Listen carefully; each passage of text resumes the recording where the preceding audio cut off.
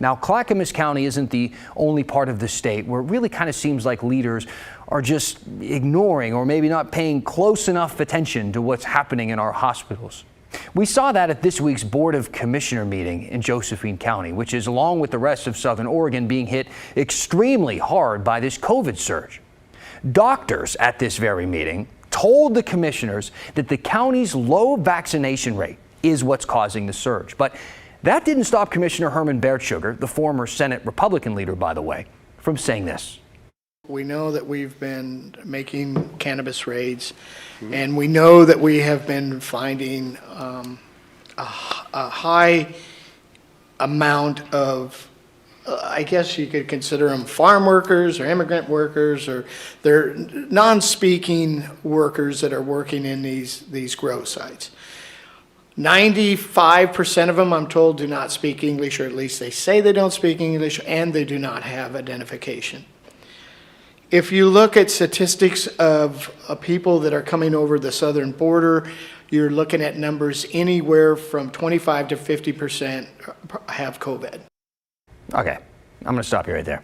See, immigrants to Southern Oregon are not causing the surge. How do I know this? Well, because doctors have already said low vaccination rates in the entire population are causing the surge. This has also become a common right-wing claim spread by the governors of Texas and Florida. NBC News actually did a story debunking this claim. They talked to medical experts who say that, frankly, there's no evidence to show this to be true. None.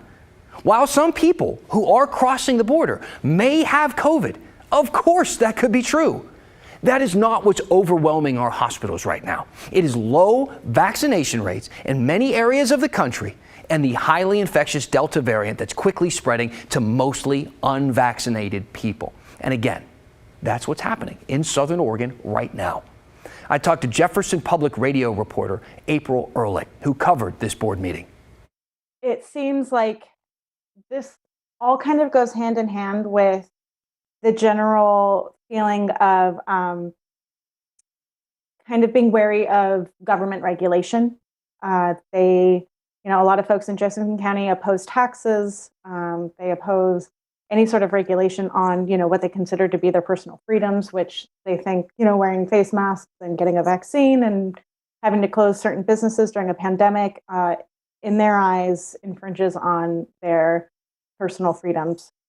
And in addition to that, there was a degree of skepticism that the commissioners had during the meeting about whether or not these health practices that the workers were saying were effective, whether they actually were effective.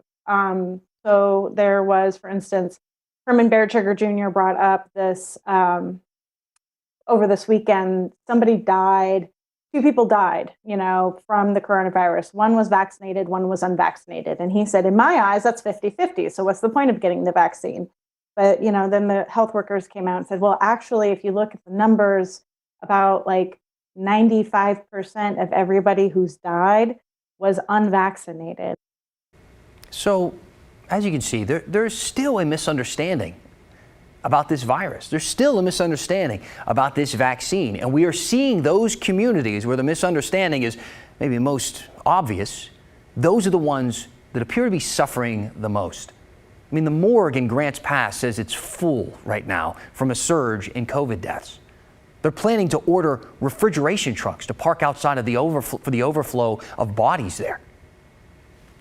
I want to thank April for her help to help us tell that story tonight. You can find her work on Jefferson Public Radio.